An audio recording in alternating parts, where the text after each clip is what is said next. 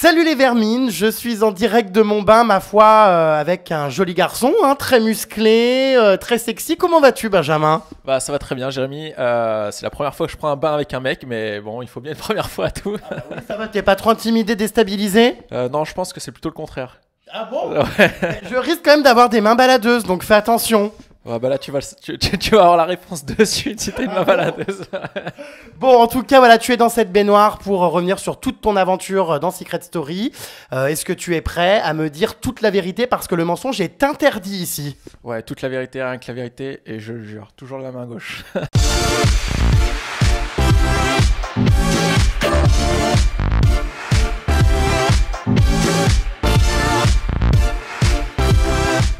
Mais alors, qu'est-ce qui s'est passé pour qu'un athlète qui avait quand même une carrière formidable se retrouve dans un programme de télé-réalité comme Secret Story? On n'a pas compris.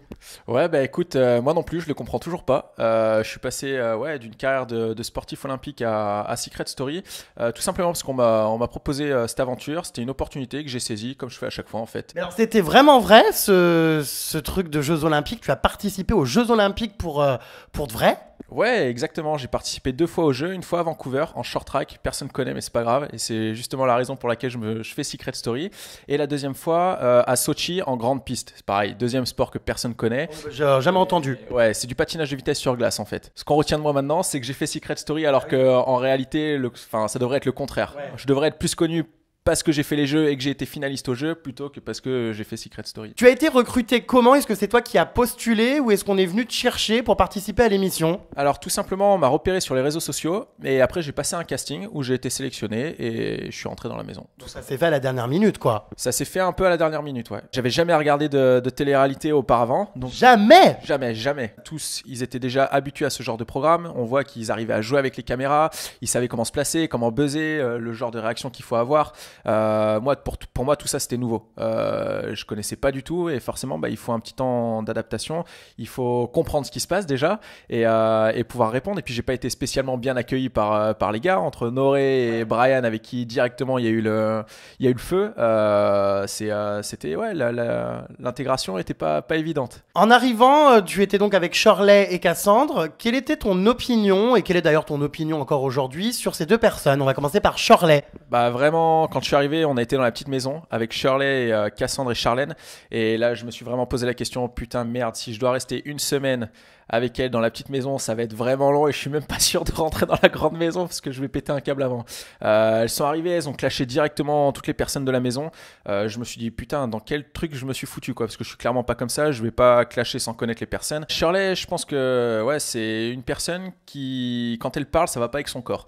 Quand elle parle, on dirait une racaille, c'est la vie de ma mère, wesh, je baisse les yeux, je vais te niquer, et clairement ça va pas avec son corps quoi. Une fille blonde comme ça qui parle de cette façon-là, c'est chelou. On dirait qu'elle vend du poisson en fait à chaque fois qu'elle ouvre la bouche. Cassandre, tu peux me rappeler qui c'est parce que je vois pas du tout en fait. Je crois que la première fois que je l'ai vue cette fille, c'était dans ton bain où elle s'est permis de dire des choses sur moi alors que moi je l'avais jamais vue avant et je sais même pas qui c'est cette meuf. Elle a partagé un bout d'aventure avec toi, bon très rapide hein, mais bon. Ouais, on devait pas être dans la même aventure alors. Dans mon bain, elle a dit de toi que voilà, tu étais aussi inutile que le soutien-gorge de Barbara. Bon, j'avoue que la punchline était quand même assez drôle. Elle t'a pas mal clashé, elle a dit que t'étais une erreur de casting, voilà, qui servait à rien. Qu'est-ce que t'aurais à répondre? Cassandre, c'est quelqu'un qui a voulu faire la belle en insultant tout le monde en arrivant. Clairement, du coup, elle a été éjectée au bout de 2 semaines d'aventure.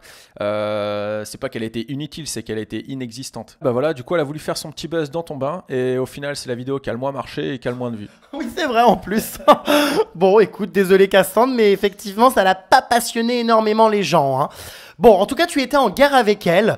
Tu lui as remis une carte qui était censée être une immunité, mais au final, c'était une carte de nomination. Pourquoi ce retournement de veste soudain? Tout simplement parce qu'elle le mérite.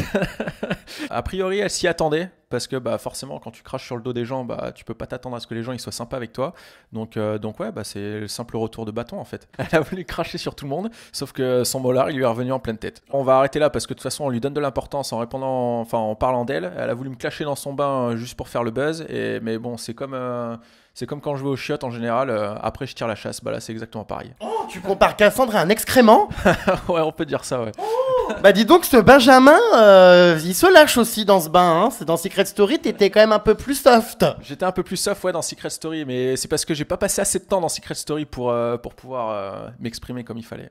Alors tu as décidé de te désolidariser assez rapidement finalement donc de Cassandre et de Shirley en essayant finalement d'intégrer le clan des anciens. Est-ce que c'était une stratégie, une volonté t'aurais pu conserver ce petit trio, un des nouveaux habitants, et puis très vite tu t'en es échappé. Bah de toute façon entre Cassandre et Shirley, on est clairement pas issus du même milieu, on parle pas de la même façon, donc ouais, la communication entre nous était compliquée quoi. Entre une qui est bête à manger du foin et l'autre qui s'exprime comme Booba, bah j'ai eu du mal à trouver ma place au milieu quoi. En arrivant dans l'aventure, et d'ailleurs tu le dis dans le petit magnéto de présentation, tu avais envie de réconforter Charlène. C'était une mission qui te tenait à cœur, tu semblais même charmé par elle. Charlène, ouais, c'est quelqu'un qui a souffert pendant l'aventure, donc forcément moi quand je vois une personne souffrir comme ça, bah je vais aller vers elle et essayer de la réconforter. Je voyais qu'elle était pas bien par rapport à Benoît et voilà, je pense que j'ai fait mon taf. Qu'est-ce que tu penses de Benoît? Est-ce que selon toi, il se fout de sa gueule et il en a rien à foutre d'elle? Alors Benoît, très clairement, si j'avais été à sa place, j'aurais absolument jamais fait ce qu'il a fait ou ce qu'il a fait subir à Charlène. Il s'est un peu comporté comme un bâtard. Un FDP. Ouais. Il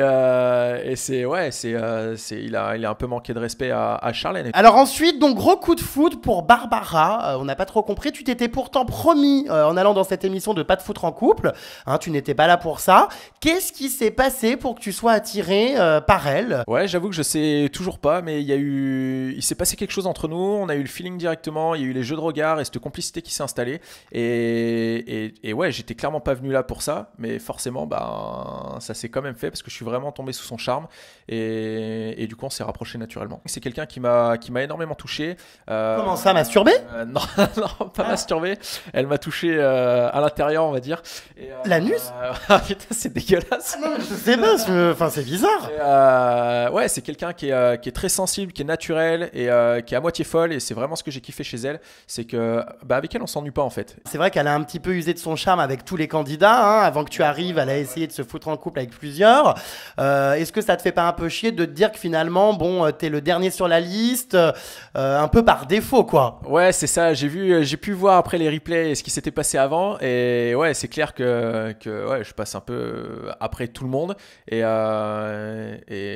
du coup, c'est aussi pour ça que je pense que ça n'a pas été plus loin. Au début de l'aventure, le fait de montrer ses seins, d'allumer un petit peu tout le monde, elle avait cette image, faut bien le dire, de chaudasse. Toi, tu es quand même un garçon sérieux qui a l'air d'être stable à chaque fois que tu es en couple. Est-ce que ça t'a pas refroidi quand même son comportement, son image à l'extérieur? Elle est quand même perçue de moins en moins parce que c'est vrai que le public change d'avis et la trouve touchante, mais ça restera quand même une fille qui est perçue un petit peu comme une fille facile. Ouais, mais en fait, non. C'est ce qu'on peut voir de l'extérieur, mais de l'intérieur, c'est vraiment pas une fille comme ça. C'est quelqu'un qui se respecte malgré tout et c'est juste qu'elle est nature et qu'elle s'assume en fait pleinement. Et du coup, ça lui pose pas de problème d'être à moitié nue ou parce que elle en a rien à foutre en fait. Barbara, c'est quelqu'un qui représente la liberté de la femme. Elle s'assume et de toute façon, quand quelqu'un s'assume, on n'a rien à lui reprocher et elle a juste pas honte d'elle et du coup, voilà, on n'a rien à lui dire. De toute façon, ça me fait bien rire les meufs qui l'ont clashé au début en disant que c'était une salope, etc. En général, les filles qui critiquent le plus, c'est celles qui en font le plus aussi. Donc, qui derrière, si tout Paris leur est passé dessus, elles ont juste à la fermer, quoi. J'aimerais qu'on arrête de la critiquer, tout simplement, et qu'on lui foute la paix. C'est quelqu'un qui a vécu des choses très difficiles dans sa vie et qui s'en sort extrêmement bien maintenant. Et du coup, qu'on la lâche, quoi, qu'on la laisse tranquille. Il y a trop d'acharnement sur elle et au moins c'est une fille qui fait pas les choses en douce, donc elle mérite pas ça. T'as entendu parler, j'imagine, de cette histoire de sextape. Cassandre, était très fière de lui avoir annoncé. Elle se définissait comme la seule franche puisque toi et Shirley apparemment n'ont pas eu le courage de l'avertir de ce qui se passait à l'extérieur. Qu'est-ce que t'en penses? Alors par rapport à cette histoire, déjà moi j'étais absolument pas au courant parce que comme je l'ai dit avant, c'est pas un milieu auquel je m'intéressais vraiment et Et donc j'étais vraiment pas au courant de cette sextape là, et donc je pouvais pas l'en informer puisque je la connaissais pas. Et le culot de Cassandre de l'avoir annoncé dans la maison, je pense que c'était vraiment pas quelque chose à faire et que c'était plus pour la déstabiliser elle, et encore une fois pour être méchante envers quelqu'un plutôt que pour lui rendre service comme elle le dit, quoi. Quand elle l'a appris, elle était très touchée, ça s'est vu tout de suite que ça l'avait atteinte. Elle a pleuré? Ouais, elle a pleuré, et moi je trouve que c'était pas justifié, donc forcément j'ai essayé de la consoler, de la réconforter par rapport à ça. C'est des choses qui peuvent arriver à tout le monde en fait. Qui va pas faire ça par amour pour son copain ou sa copine? Ah, tu as déjà fait des sextapes, toi? Moi, absolument pas. J'ai jamais fait de sextape, mais voilà, ça peut arriver à tout le monde. Ça va très vite maintenant, et on peut se retrouver avec le même genre d'histoire sans vraiment l'avoir voulu. Et pour ça, je trouve que c'est quelque chose qui est franchement pas cool, franchement dégueulasse. Quand je l'ai vue pleurer, elle m'a beaucoup touché, et j'ai eu encore plus envie de la protéger, de la réconforter, parce que c'est quelqu'un de bien. C'est vraiment quelqu'un qui a un fond gentil, qui est vraiment bien. Mais alors toi aussi, t'es un mec bien. Enfin, d'après tout ce que j'entends, t'as l'air d'avoir beaucoup de valeur. Tu es très bienveillant envers Barbara. Enfin, normalement, faut être un bâtard pour faire de la télé-réalité. Ouais, faut être un bâtard pour faire de la télé-réalité, mais je suis quelqu'un de franc, je suis quelqu'un d'honnête, et je suis quelqu'un de droit, qui a des valeurs. Je suis issu du sport, faut pas l'oublier, du sport de haut niveau, d'autant plus. C'est un milieu qui donne énormément de valeurs, et c'est une formidable école de vie, et j'essaye de rester moi-même en fait, tout simplement. Je suis très content d'avoir fait cette expérience, d'avoir fait de la télé-réalité, et j'espère que je pourrai en faire d'autres, mais voilà, je changerai pas les valeurs que je porte en moi, et juste pour être le chien de la casse de la télé-réalité, ou pour faire le buzz à tout prix, c'est pas quelque chose qui m'intéresse. Je suis pas prêt à me prostituer ou à faire n'importe quoi pour passer à la télé. Je respecte énormément les gens, donc voilà, je vais pas leur cracher dessus sans raison, quoi. Bah dis donc, mais c'est incroyable ça, tu es un ovni dans ce milieu. Bah ouais, il en faut bien, hein. Un mec bien, mais c'est pas arrivé depuis 1833 dans la télé.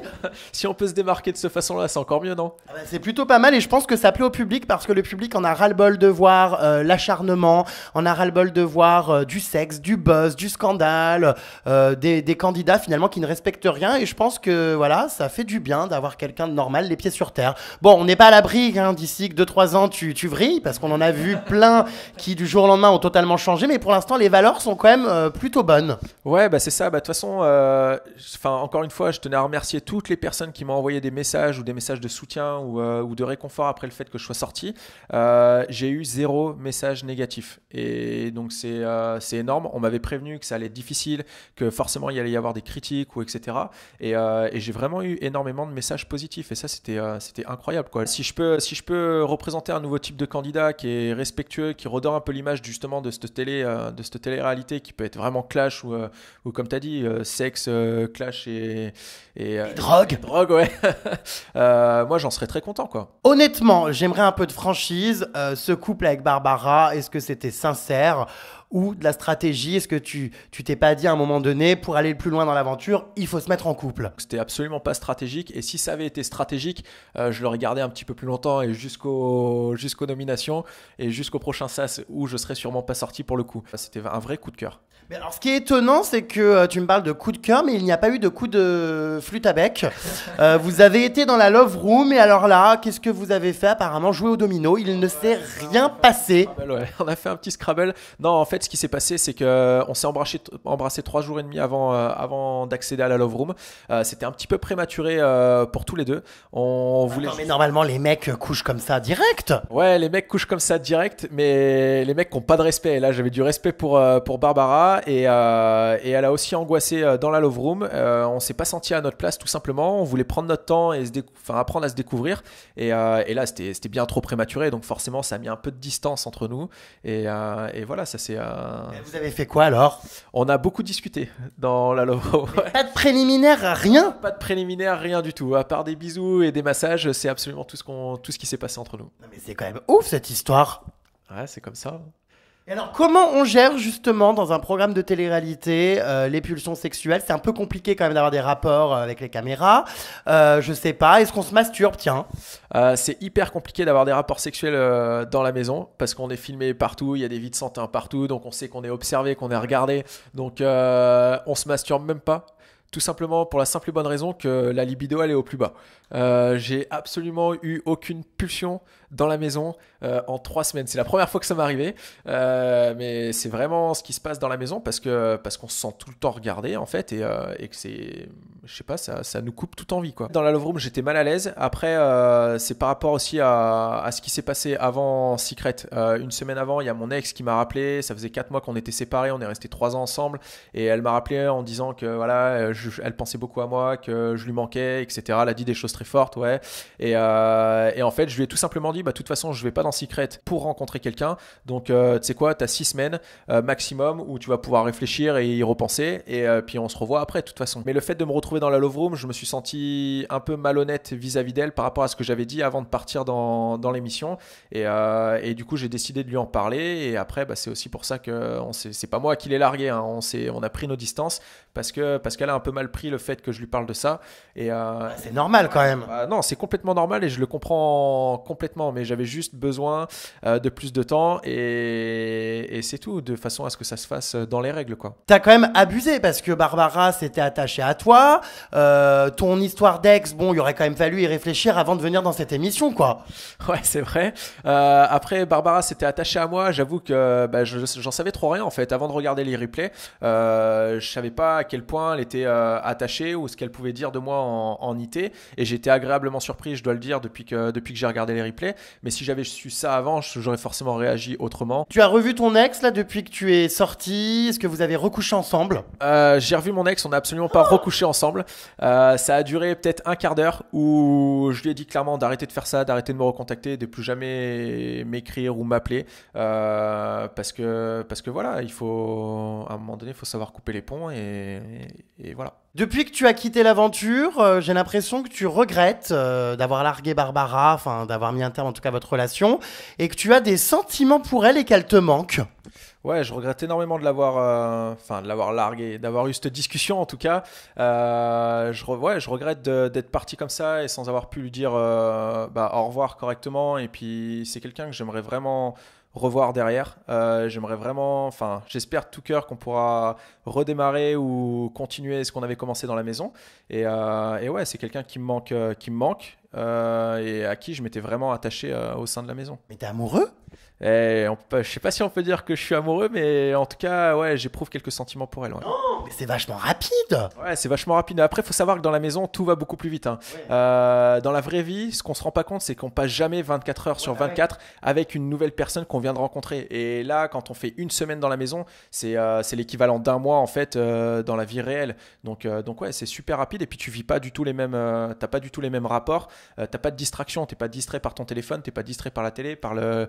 Ça c'est bien parce que pas de téléphone, enfin le retour des rapports humains, quoi, ce qui manque dans nos sociétés. C'est clair, mais du coup l'expérience elle est vraiment intéressante par rapport à ça parce que quand tu vis quelque chose avec quelqu'un, bah t'es à 200% avec la personne et quand elle te parle tu l'écoutes et quand tu parles elle t'écoute et ça c'était vraiment un truc de fou en fait. Barbara me manque énormément, le jeu de regard qu'on avait, la complicité qu'on avait me manque et les câlins qu'on pouvait se faire me manquent aussi. C'était le canard, ouais, le petit canard ou je sais pas quoi.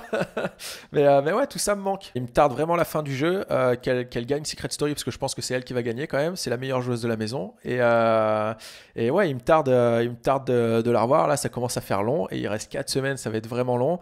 Et ouais, vivement la fin du jeu pour qu'on puisse se revoir. Je la soutiendrai jusqu'au bout de l'aventure et ouais, je m'en veux vraiment d'avoir pris part à cette aventure en n'ayant pas réglé les choses avec cet ex qui m'a clairement pourri mon aventure quoi.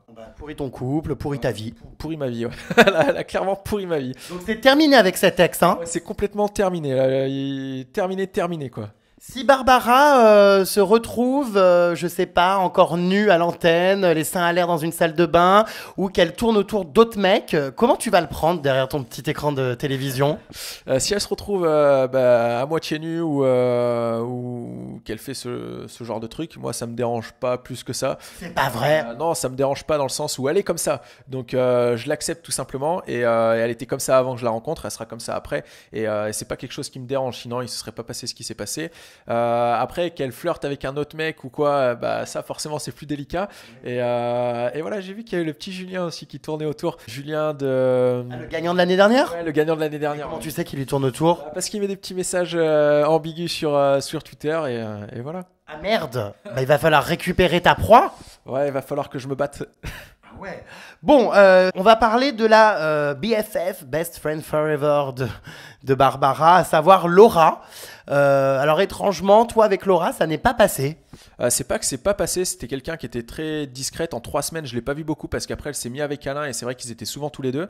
Donc on n'a pas vraiment eu l'occasion d'échanger.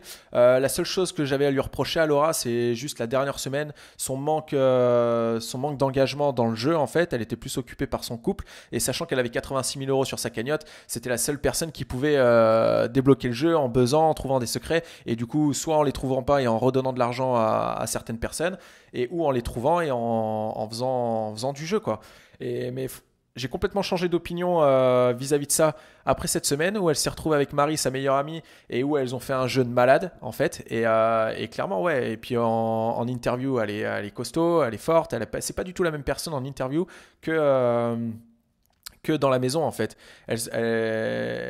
Elle communique pas du tout de la même façon, dans le sens où elle est beaucoup plus douce, elle est drôle, elle est calme, et alors que dans la maison, c'est quelqu'un qui va être beaucoup plus agressif. Dès qu'elle va se sentir visée, elle va tout de suite rentrer dans les personnes, et ouais, c'est pas quelque chose que j'ai retrouvé à la télé par exemple. On va parler de Jordan. Alors Jordan, hein, qui était un petit peu amoureux de Barbara, qui j'imagine l'a sacrément mal pris quand vous vous êtes mis en couple.